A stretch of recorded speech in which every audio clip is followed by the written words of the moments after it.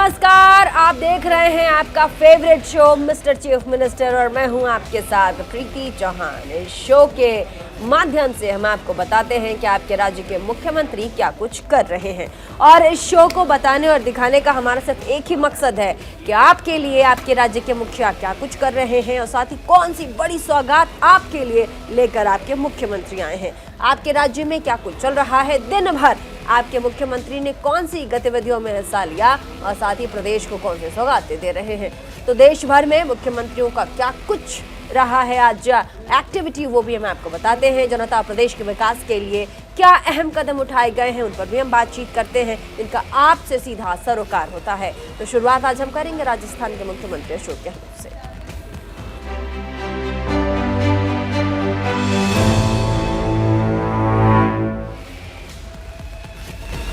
और mister chief minister में आज शुरुआत राजस्थान के मुख्यमंत्री अशोक गहलोत से एक दिवसीय दौरे पर अहमदाबाद पहुंचे, जहां पर उन्होंने प्रेस कॉन्फ्रेंस करके राहुल गांधी की लोकसभा सदस्यता रद्द करने को लेकर बीजेपी प्रधानमंत्री नरेंद्र मोदी पर जमकर निशाना साधा है।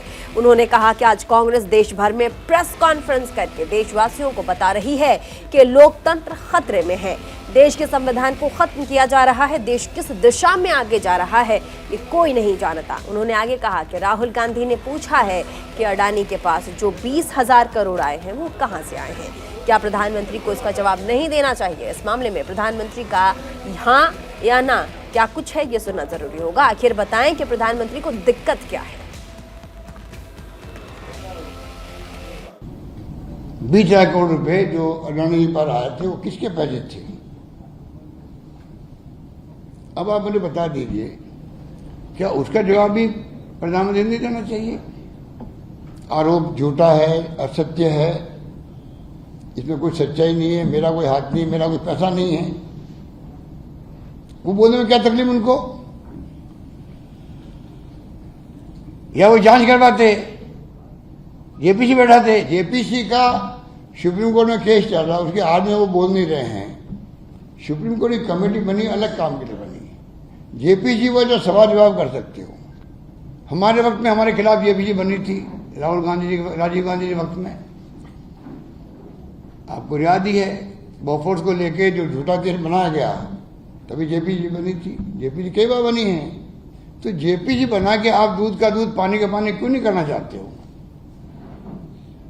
उसे ना मोदी जी को नुकसान है अगर कोई गलती नहीं की तो, ना अडानी को नुकसान है।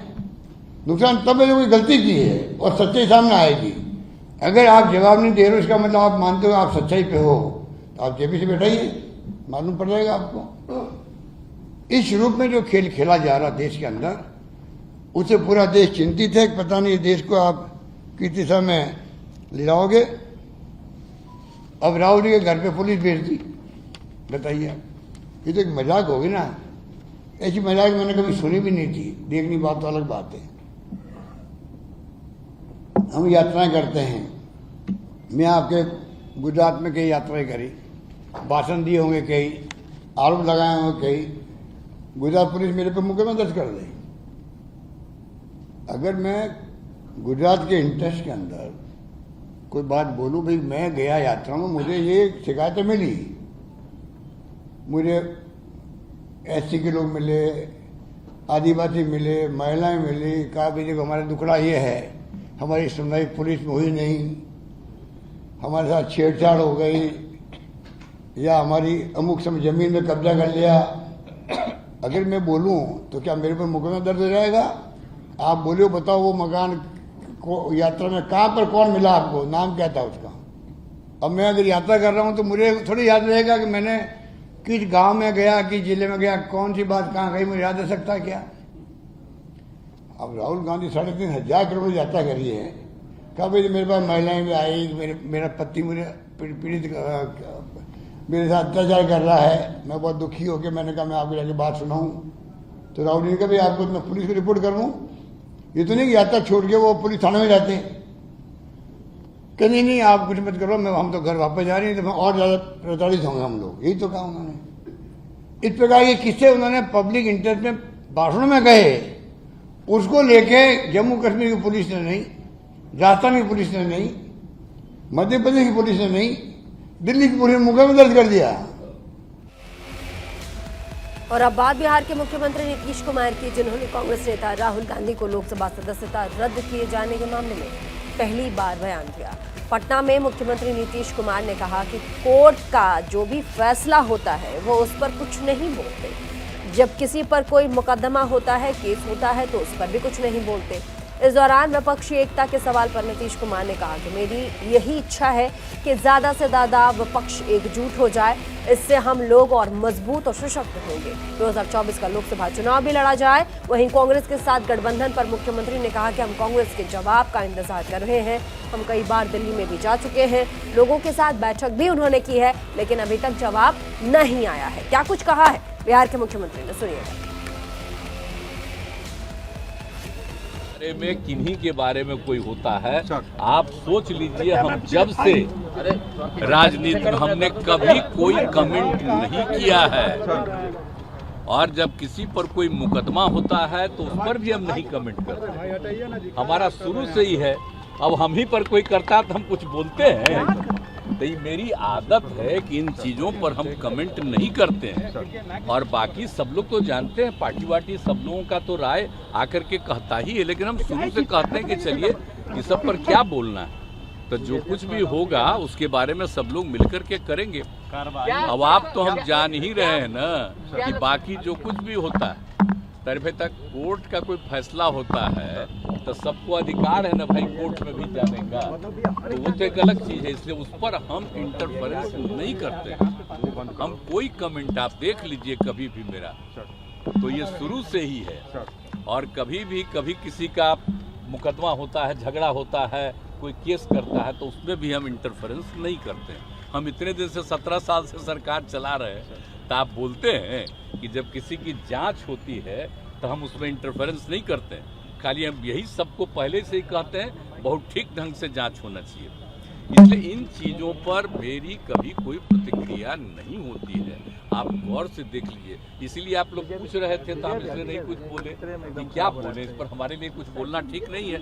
लेकिन आप एक बात तो जानते हैं ना भाई कि विपक्ष के अधिक से अधिक लोगों की एकता मेरी इच्छा है ना, और तब से ना हम इंतजार कर रहे हैं। हम तो इंतजार कर रहे हैं कि ज़्यादा से ज़्यादा लोगों की इच्छा हो जाएगी, एकजुट हो जाएंगे, थोड़ा मजबूती के साथ 2024 का विधान लोकसभा का चुनाव लड़ेंगे लोग मस्ती से। तो हम तो इसी इच्छा में, इसलिए हम चुपचाप बैठे हुए हैं अभी। अब आप जानते ही हैं कि आप दिल्ली में कितना बार हम 2 राउंड गए, सब लोगों से बातचीत हो गई है, तो हम वेट कर रहे हैं। कांग्रेस ने देरी कर दी क्या सर? अब तो वेट ही कर रहे हैं ना, हम इंतजार कर रहे हैं। उनके सब लोगों को तो कह दिए कि आप देख लीजिए, तय कर लीजिए कि अन्य लोगों के साथ मिल करके करना है, तो हम लोग वेट कर रहे हैं। जिस दिन होगा उसी के लिए वेट कर रहे हैं। अनेक जो क्षेत्रीय पार्टियां हैं उसमें तो बहुत लोगों की राय है आपस में, इसका हम वेट कर रहे हैं कि अगर उनकी भी इच्छा हो जाए और ज़्यादा से ज़्यादा लोग मिल जाएंगे तो और अच्छा होगा। तो हम इसीलिए इंतजार में हैं।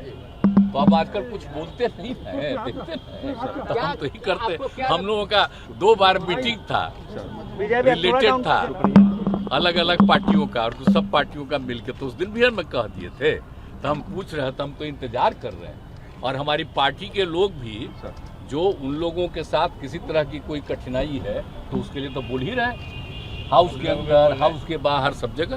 तो इसलिए ऐसा।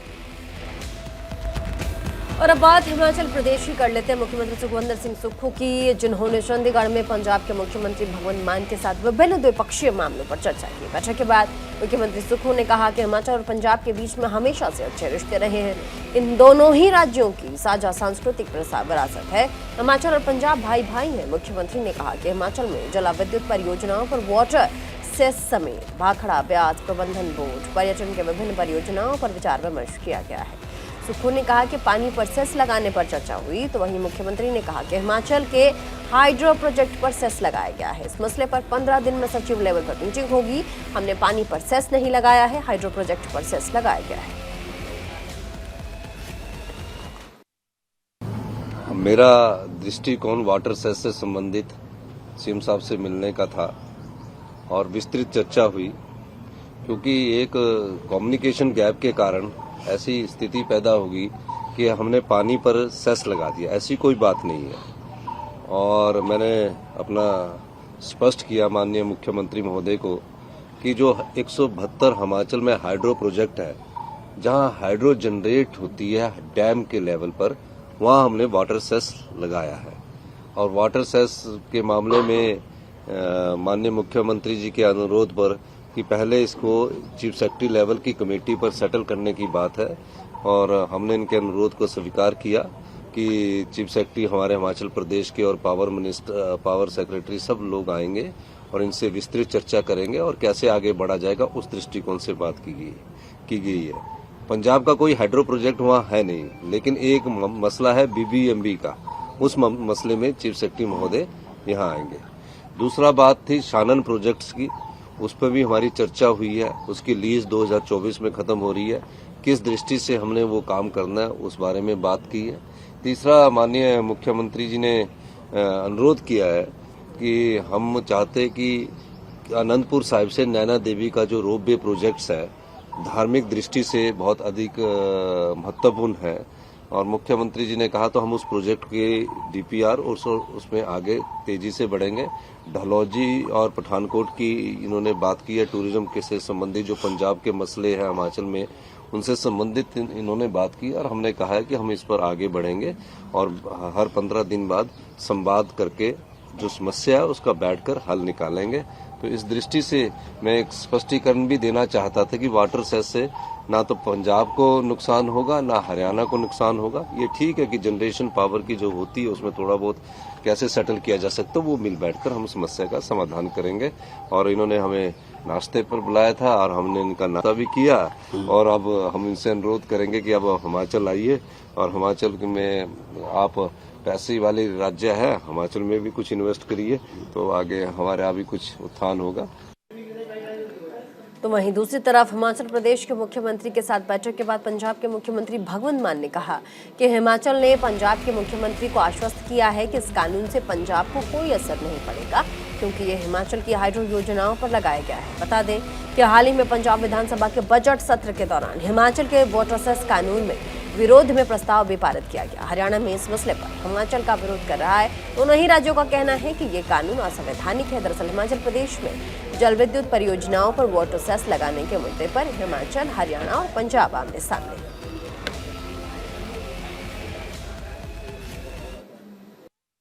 बड़े खुल के विचार वटांदरे पंजाब ते हिमाचल प्रदेश नाल संबंधित जिहड़े मसले ने उन्हां ते होया, क्योंकि हिमाचल, पंजाब, हरियाणा आपस च छोटे वड्डे भाई ने। तो हिमाचल प्रदेश नाल साडी सांझ जिहड़ी है वो कल्ली टूरिज्म दी नहीं, नाल नाल धार्मिक टूरिज्म बहुत ज़्यादा हुंदा है। मणिकरण साहब लोग मत्था टेकन जाते हैं, नैना देवी मत्था नतमस्तक होण जाते हैं। सो टूरिज्म नाल संबंधित जिहड़ियां आउण वाले दिनां च कोई ऐदां दे प्रोजैक्ट जिहदे च हिमाचल ते पंजाब इकट्ठे जिहड़े ने ਉਹ ਕੰਮ ਕਰ ਸਕਦੇ ਨੇ, ਉਹਦੇ ਤੇ ਵਿਚਾਰ ਵਟਾਂਦਰੇ ਹੋਏ ਨੇ। ਤੇ ਪਿਛਲੇ ਦਿਨਾਂ 'ਚ ਇੱਕ ਇਸ ਤਰ੍ਹਾਂ ਦੀ ਖਬਰ ਨਿਕਲ ਕੇ ਆਈ ਸੀ ਕਿ ਸ਼ਾਇਦ ਪਾਣੀ ਦੇ ਉੱਤੇ ਸੈਸ ਲਗਾਉਣ ਦੀਆਂ ਗੱਲਾਂ ਸੀ।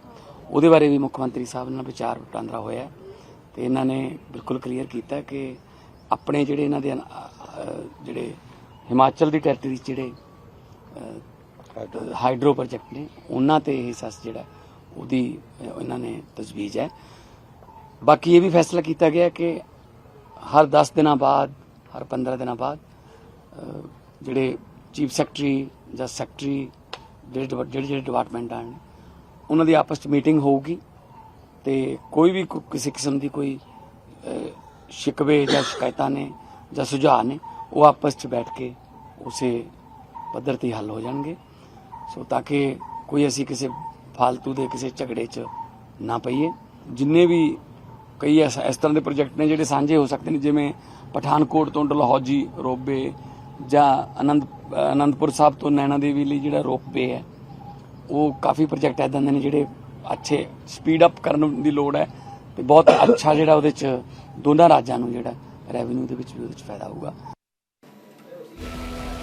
और अब बात पश्चिम बंगाल के मुख्यमंत्री ममता बनर्जी की, जिनका आज से कोलकाता में 2 दिवसीय धरना शुरू हो गया है। बंगाल की मुख्यमंत्री 100 दिन काम योजना और अन्य योजनाओं के लिए राशि जारी नहीं करने के चलते केंद्र सरकार के खिलाफ धरने पर बैठे हैं। उन्होंने मोदी सरकार पर केंद्रीय योजनाओं में फंड नहीं देने का आरोप लगाया और कहा कि केंद्रीय बजट में मनरेगा आवास योजना के लिए 1 रुपया भी नहीं है। ममता बनर्जी ने आगे कहा कि केंद्र सरकार आम आदमी के पैसे को रोक कर रख रही है। बंगाल में लोगों के रोजगार के पैसे केंद्र को लौटाना ही होगा। आपको बता दें कि मुख्यमंत्री ममता बनर्जी का ये धरना प्रदर्शन पहले दिल्ली में अम्बेडकर नगर मूर्ति के सामने होने वाला था, लेकिन बाद में उन्होंने कोलकाता में ही धरने पर बैठने का फैसला किया। और आप देख रहे हैं ममता बनर्जी लाइव भी आ रही हैं इस वक्त, क्या कुछ कह रही हैं आपको सुनवाते हैं। लोग के टाका दिए मद खाइए প্রত্যেক দিন রাস্তা ভাঙছে, ন্যাশনাল হাইওয়ে ভেঙে তছনছ করছে, স্টেট হাইওয়ে ভেঙে তছনছ করছে। আমি অ্যাডমিনিস্ট্রেশনকে বলবো অ্যারেস্ট করার দরকার নেই। যে আইনটা আমরা করেছি যে গভর্নমেন্ট প্রপার্টি বা প্রাইভেট প্রপার্টি নষ্ট করলে তার যা সম্পত্তি আছে সেখান থেকে তার জায়গা জমি অ্যাটাচমেন্ট হয়ে যাবে, সেই আইনটা অ্যাপ্লাই করুন। কাউকে মারতেও হবে না, কাউকে ধরতেও হবে না, কাউকে ফেলতেও হবে না। বুলডোজ তো তারা করছে, আমি মানুষকে বুলডোজ করতে দিই না, তারা বুলডোজার এনে ওইসব করছে। আর ওই যে দয়ার সাগর বাবুরা সব টাকা পয়সা দিচ্ছে, তাদের নামগুলো তো খুঁজে বের করতে হবে। শুনছি তাদের টাকা পয়সা নিয়ে সব হচ্ছে। কালকে আবার বাবুরা লম্পঝম্প করবেন। अरे राम कखनो तो बोलेनी। केंद्र सरकार से नाराज न रहने वाली ममता बनर्जी 2 दिनों के धरने पर बैठी हैं बंगाल में, कोलकाता में। और ऐसे में पहले ये धरना दिल्ली में होने वाला था, लेकिन अभी कोलकाता में है। बांग्ला में आपने सुना, उन्होंने केंद्र सरकार पर काफ़ी कमेंट्स किए हैं और साथ ही उन्होंने कहा कि सरकार जो फंड्स हैं वो रोक रही है। और साथ ही उन्होंने ये भी कहा कि अब आप लोग क्या करेंगे, ऑनलाइन अब जो शिकायत पेटी होती है वहाँ पर आप लोग अपनी शिकायतों को भरिए। हम 2 दिन का जो ये हड़ताल है वो कर ही रही हैं। ऐसे में आगे क्या कुछ होता है उस पर हमारी नज़र बनी रहेगी। आगे बढ़ते हैं, अब बात मध्य प्रदेश की कर लेते हैं। मुख्यमंत्री शिवराज सिंह चौहान के बाद जिन्होंने भोपाल में फौजी मेले का उद्घाटन किया, इस मौके पर मुख्यमंत्री शिवराज सिंह ने कहा है कि 1965 हो या 1971, पाकिस्तान ने जब जब हिमाकत की है, हमारे सैनिकों ने जो सबक सिखाया है, सर्जिकल स्ट्राइक कर हमने पाकिस्तान को घर में घुसकर मारा है, वहीं चीन के सैनिकों को भी करारा जवाब दिया। हमने दुनिया को बता दिया कि भारत किसी से कम नहीं। मुख्यमंत्री ने आगे कहा कि हमारी सेना हर चुनौती का जवाब देने में सक्षम है, हमारी सेना धर्म की जय के लिए काम करती है। इस दौरान मुख्यमंत्री ने प्रदर्शनी देखने के दौरान गन से सटीक निशाना भी लगाया। बता दें कि 3 दिन तक चलने वाले इस मेले में भारत की तीनों सेनाओं की सैन्य कौशल का प्रदर्शन भी किया जाएगा। नवरात्रि का पावन पर्व चल रहा है। हम देवी जी की यानी शक्ति की उपासना कर रहे हैं। या देवी सर्वभूतेषु शक्ति रूपेण संस्थिता नमस्तस्यै नमस्तस्यै नमस्तस्यै नमस्तस्यै नमस्तस्यै नमो नमः। हम मां से यही प्रार्थना करते हैं कि सुख समृद्धि और रिद्धि सिद्धि हमारे देश की जनता की जिंदगी में लाना। आपकी कृपा और आपका आशीर्वाद हमारे देश पर भी बना रहे। और हम ऐसे देश हैं जो कहते हैं पूरी दुनिया भी एक परिवार ही है। अयम निजम परावेत्ति गणना लघुचेत साम उदार चरिता नाम तो वसुधैव कुटुंबकम। तो सारी दुनिया का भी भला हो। अत्यंत प्राचीन और महान राष्ट्र है हमारा, हजारों साल पुराना ज्ञात इतिहास है अपना। जब दुनिया के आज विकसित कहे जाने वाले देशों में सभ्यता के सूर्य का उदय भी नहीं हुआ था, तब हमारे यहाँ वेदों की ऋचाएं रच दी गई थी। 5000 साल से पुराना तो ज्ञात इतिहास है हमारा। और जितना पुराना इतिहास है हमारा, उतना पुरानी शौर्य भी हमारा है, वीरता भी हमारी है। हजारों साल से हमारा देश, हमारी संस्कृति पूरी दुनिया को दिशा दिखाती है। यूनान, मिस्र, रोमा सब मिट गए जहां से और अब बात उत्तर प्रदेश के मुख्यमंत्री योगी आदित्यनाथ की कर लेते हैं, जिन्होंने कुशीनगर की खड्डा तहसील में आयोजित समारोह में 451 करोड़ रुपए की लागत से 329 परियोजनाओं का लोकार्पण किया। साथ ही 1546 करोड़ रुपए की लागत से विभिन्न विधानसभाओं में तकरीबन 461 परियोजनाओं की शिलान्यास भी उन्होंने किया। इस मौके पर मुख्यमंत्री योगी ने कहा कि प्रदेश के नागरिक सुख, समृद्धि, शांति में विश्वास करते हैं, उपद्रव में नहीं, उत्सव में विश्वास करते हैं, और साथ ही माफिया में नहीं, महोत्सव में विश्वास करते हैं। मुख्यमंत्री ने आगे कहा कि वही प्रदेश है जहां पहले विकास का पैसा चंद लोगों की जेब में चला जाता था। इतना ही नहीं, राशन भी चंद लोगों के जेब में जाता था। पर्व त्योहार आते ही लोगों के भय से लोग घरों में दंगों के भय से निकल नहीं पाते थे। शासन प्रशासन पर्वों को प्रतिबंधित कर देता था, लेकिन आज उत्साह और उमंग के साथ हर पर्व त्योहार मनाया जा रहा है। समारोह में मुख्यमंत्री ने सभी लोगों को चैत्र नवरात्र, श्री राम नवमी की बधाई दी।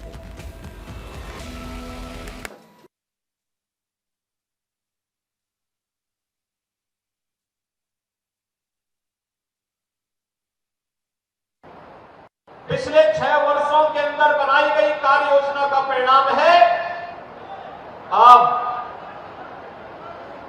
कुशीनगर हो या देवरिया, गोरखपुर हो या महाराजगंज, पूर्वी उत्तर प्रदेश में कोई मासूम मस्तिष्क ज्वर से दम नहीं तोड़ेगा। हमने उसकी पुख्ता व्यवस्था कर दी है कि इस बीमारी।